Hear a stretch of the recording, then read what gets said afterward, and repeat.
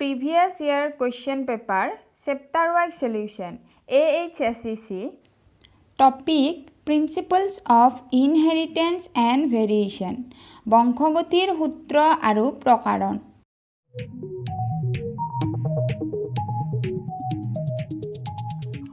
For more videos, please subscribe to my YouTube channel and press the bell icon. Question number 1. Genetic constitution of an organism is called dash. Marks 1, AHSEC 2019. Answer. Genetic constitution of an organism is called genotype. Dash whole eta জিনৰ সমষ্টি. Answer. জিনীয় ৰূপ হ'ল এটা জিনৰ সমষ্টি. Question number 2. What are the significance of crossing over? Marks 2, AHSEC 2019. Answer. The significance of crossing over are: crossing over is essential for the normal segregation of chromosomes during meiosis.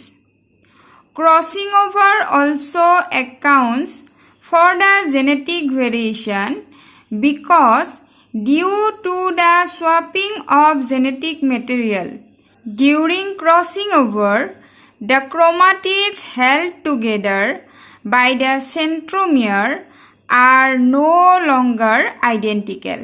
পাৰংগতিৰ গুৰুত্ব কি? Answer. পাৰংগতিৰ গুৰুত্ব হ'ল Number 1. পাৰংগতিৰ ফলত ক্ৰমোজমত থকা জিনৰ নতুন সংযোজনৰ ফলত জিনীয় ভিন্নতাৰ হাৰ বৃদ্ধি হয়। ই জীৱৰ প্ৰাকৃতিক নিৰ্বাচনত আৰু জীৱই নতুন পৰিৱেশৰ সৈতে নিজকে খাপ খুৱাই লোৱাত সহায়ক হয়। Number 2. ক্ৰমোজমত নতুন জিন সন্নিৱিষ্ট হোৱাৰ কাৰণে বংশগতিৰ ফালৰ পৰা জীৱৰ চৰিত্ৰৰ ভিন্নতাই দেখা দিয়ে। পুৰুষানুক্ৰমে এনে ভিন্নতাবোৰ গোট খাই বহু জনুৰ পিছত একোটা নতুন প্ৰজাতিৰ সৃষ্টি হ'ব পাৰে। অৰ্থাৎ পুৰণি প্ৰজাতিৰ পৰা নতুন নতুন প্ৰজাতি সৃষ্টি হোৱা এই প্ৰক্ৰিয়াক ক্ৰমবিৱৰ্তন বোলে। Question number 3. Write the difference between Down syndrome and Klinefelter syndrome. Marks 2, AHSEC 2019. Answer. Difference between Down syndrome and Klinefelter syndrome are: Down syndrome, number 1. Down syndrome is autosomal abnormality. Klinefelter syndrome, number 1. Klinefelter syndrome is sex chromosomal abnormality. Number 2. Down syndrome. It occurs due to the presence of an additional copy of the chromosome number 21. Number 2. Klinefelter syndrome. It occurs due to the presence of an additional copy of X chromosome. Number 3. Down syndrome. Chromosome complement is 45 plus XX in female and 45 plus XY in male. Number 3. Klinefelter syndrome. Chromosome complement is 44 plus XXY. Number 4. Down syndrome. In Down syndrome, affected individuals are short-statured with small round head, furrowed tongue, and partially open mouth. Number 4. Klinefelter syndrome. In Klinefelter syndrome, individuals have masculine development but feminine development, that is development of breast, also occurs. Downer syndrome আৰু Klinefelter syndromeৰ মাজৰ পাৰ্থক্য লিখা। Answer. Downer syndrome আৰু Klinefelter syndromeৰ মাজৰ পাৰ্থক্য হ'ল Downer syndrome, number 1. এই ৰোগটো দৈহিক ক্ৰম'জমৰ পৰিৱৰ্তনৰ ফলত হয়। ক্লিনেফেল্টাৰৰ চিণ্ড্ৰোম নম্বৰ 1, এই ৰোগটো লিংগ ক্ৰম'জমৰ পৰিৱৰ্তনৰ ফলত হয়। ডাউনৰ চিণ্ড্ৰোম নম্বৰ 2, এই লক্ষণৰ লোকৰ 21তম ক্ৰম'জম 3ডাল পোৱা যায়। ক্লিনেফেল্টাৰৰ চিণ্ড্ৰোম নম্বৰ 2, এই লক্ষণ থকা লোকৰ যৌন ক্ৰম'জম স্বাভাৱিক XY পৰিৱৰ্তে XXY থাকে। ডাউনৰ চিণ্ড্ৰোম নম্বৰ 3, এই ৰোগীৰ ক্ৰম'জম থুপ্ত 45+XX মহিলাৰ ক্ষেত্ৰত আৰু 45+XY পুৰুষৰ ক্ষেত্ৰত প্ৰকাশ কৰা হয়। ক্লিনেফেল্টাৰ চিণ্ড্ৰোম নম্বৰ 3, এই ৰোগীৰ সম্পূৰ্ণ ক্ৰম'জমৰ থুপ্তক 44+XY প্ৰকাশ কৰা হয়। ডাউনৰ চিণ্ড্ৰোম নম্বৰ 4, এই ৰোগৰ দ্বাৰা আক্ৰান্ত ৰোগীৰ মূৰ সৰু হয়, জিভা বহল আৰু খোলা মুখেৰে চুটি চাপৰ হয়।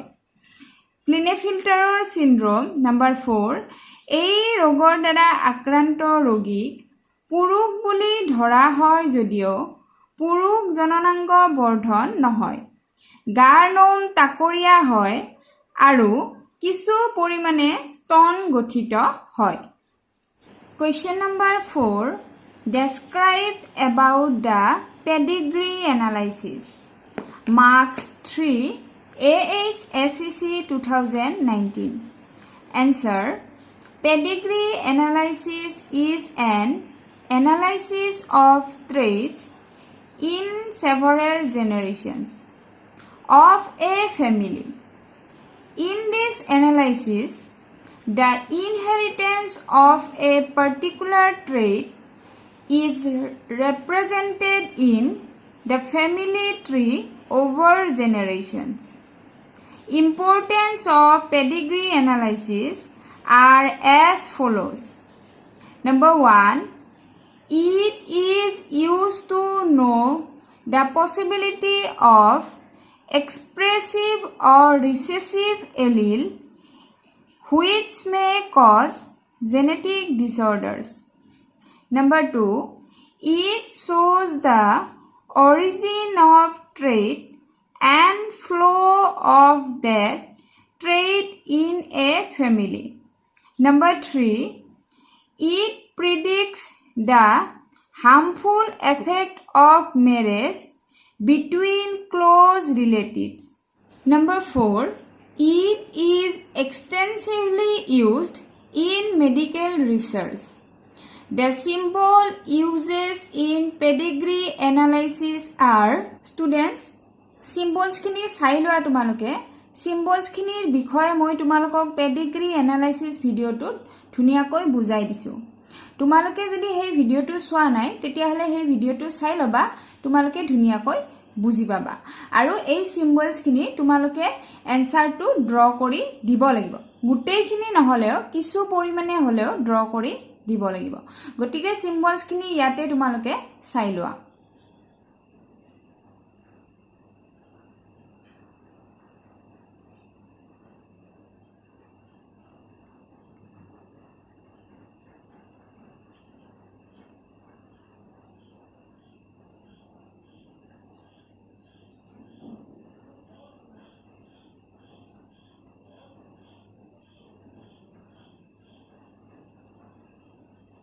বংশাৱলী ইতিবৃত্ত বিশ্লেষণ পদ্ধতিটো বৰ্ণনা কৰা।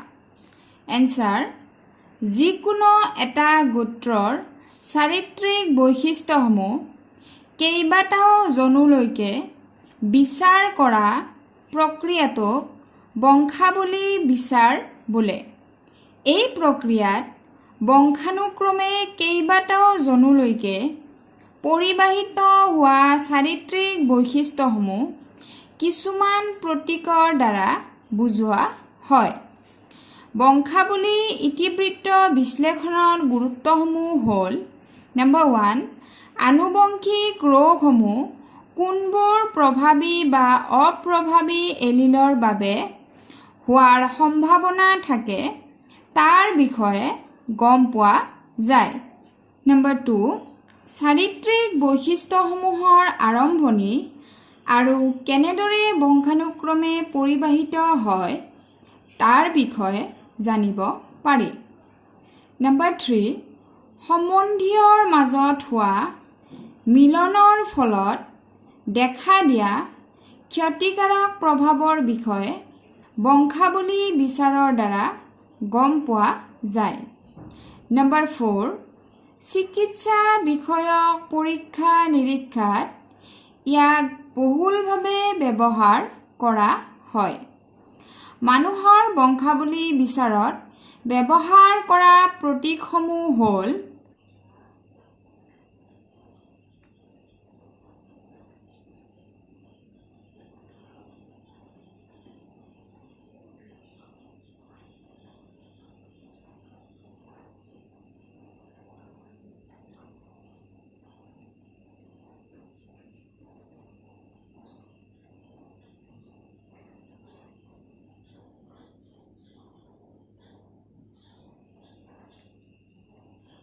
Question number 5. Describe the Mendel's law of inheritance. Marks 5, AHSCC 2019. Answer. Based on Mendel's observations, he proposed the following 3 main laws. Number 1, law of dominance, first law. Number 2, law of segregation, second law. Number 3, law of independent assortment, third law. Number 1, law of dominance, first law. According to the Mendel's first law of inheritance, when two alternative forms of a trait or character, genes, are present in an organism, only one factor expresses itself in F1 progeny and is called dominant, while the other that remains hidden is called recessive. Law of dominance explains expression of only one of the parental characters in a monohybrid cross in the F1 generation and the expression of both in the F2 generation. It also explains the reason for the proportion of 3:1 obtained in the F2 generation. Students, তোমালোকে এই ডায়াগ্ৰামটো draw কৰি দিব লাগিব। Number 2, law of segregation, second law.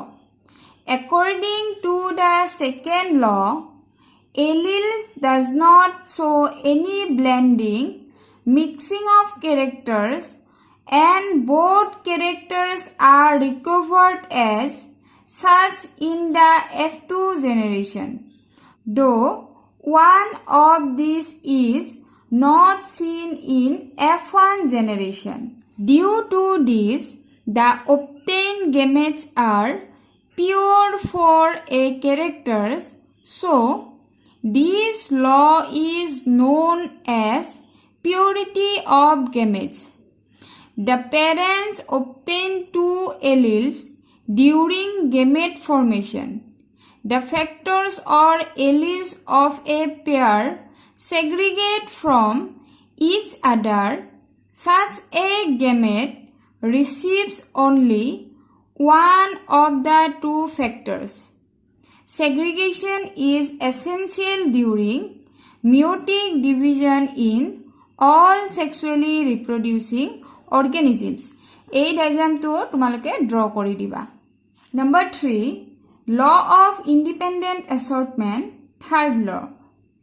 According to this law, when 2 pairs of a traits are combined in a hybrid, segregation of 1 pair of a character is independent to that of the other pair of a character at the time of gamete formation. These factors are randomly rearranged in the offspring, producing both parental and new hybrid combinations of characters.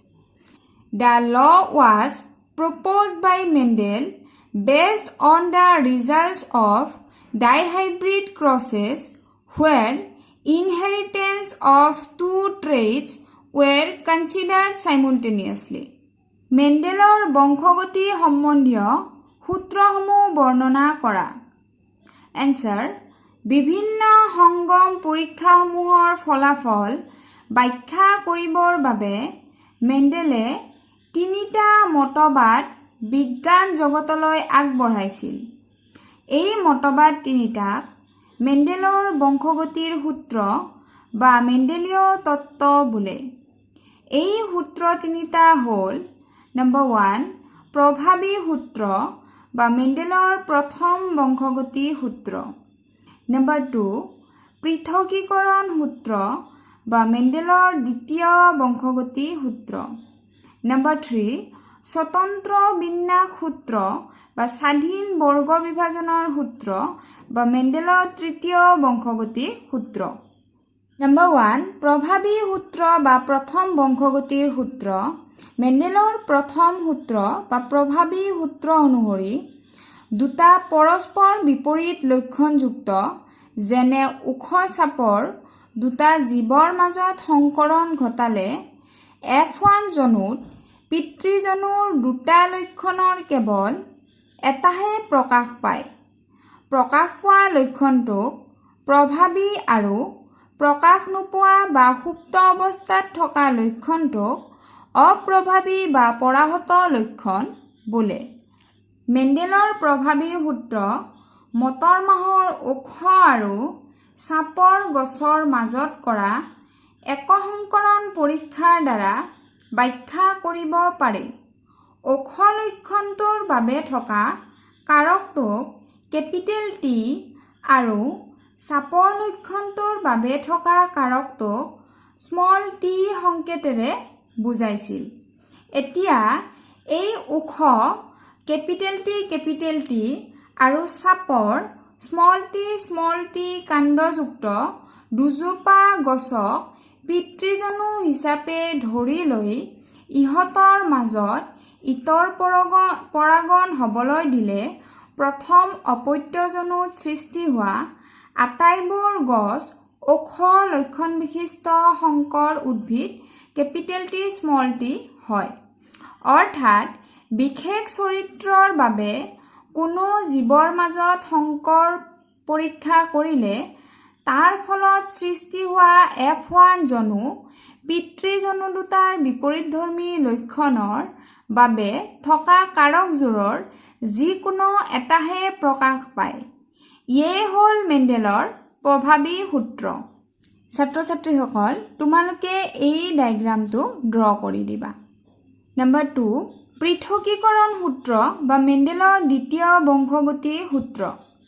মেণ্ডেলৰ পৃথকীকৰণ সূত্ৰৰ মতে সংকৰণ পৰীক্ষাত সৃষ্ট প্ৰথম অপত্যজনু F1 ব্যক্তিৰ দেহত কোনো এক বিশেষ চাৰিত্ৰিক বৈশিষ্ট্যৰ বাবে থকা বিপৰীতধৰ্মী কাৰকযোৰ একত্ৰিত হৈ থাকিলেও এইবোৰ কেতিয়াও মিশ্ৰিত হৈ নাযায়, কাৰণ জননকোষ গঠনৰ সময়ত ইহঁত পৰস্পৰে পৃথক হৈ ভিন ভিন জননকোষত প্ৰৱেশ কৰে। পৃথকীকৰণ সূত্ৰটো একসংকৰণ পৰীক্ষাৰ দ্বাৰা ব্যাখ্যা কৰিব পাৰি। এই সংগমত সৃষ্টি হোৱা F1 জনুৰ গছবোৰত কাণ্ডৰ দৈৰ্ঘ্য চৰিত্ৰৰ বাবে দুটা বিপৰীতধৰ্মী লক্ষণৰ কাৰক কেপিটেল T আৰু স্মল t একত্ৰিত হৈ একেলগে থাকিলেও ইহঁত কেতিয়াও মিশ্ৰিত হৈ নাযায়, কাৰণ জননকোষ গঠনৰ সময়ত কাৰকবোৰৰ এটাই আনটোৰ পৰা পৃথক হৈ যায়। ফলত F1 গছবোৰৰ জননকোষত মাত্ৰ কেপিটেল টি বা স্মল টি কাৰকহে থাকে। যিহেতু জনন কোষত থকা বিপৰীতধৰ্মী এযোৰ কাৰকত এটা কাৰকহে থাকে, সেইবাবে মেণ্ডেলৰ পৃথকীকৰণ সূত্ৰটোক জনন কোষৰ বিশুদ্ধতাৰ সূত্ৰ বুলিও কোৱা হয়। তোমালোকে এই ডায়েগ্ৰামটো ড্ৰ কৰি দিবা। নম্বৰ 3, স্বতন্ত্ৰ বিন্যাস সূত্ৰ বা মেণ্ডেলৰ তৃতীয় সূত্ৰ। মেণ্ডেলৰ স্বতন্ত্ৰ বিন্যাস সূত্ৰৰ মতে কোনো জীৱৰ দুযোৰ বা ততোধিক বিপৰীতধৰ্মী লক্ষণৰ বাবে সংকৰণ ঘটালে প্ৰথম অপত্যজনুত সেই লক্ষণৰ কাৰকবোৰ একত্ৰিত হৈ থাকিলেও পিছৰ জনুত এযোৰ কাৰকৰ পৃথকীকৰণ আনযোৰ কাৰকৰ ওপৰত নিৰ্ভৰশীল নহয়। অৰ্থাৎ এই কাৰকবোৰে স্বাধীনভাৱে যিকোনো বিপৰীত কাৰকৰ লগত সম্ভাৱ্য সকলো প্ৰকাৰে সঞ্চাৰিত হয়।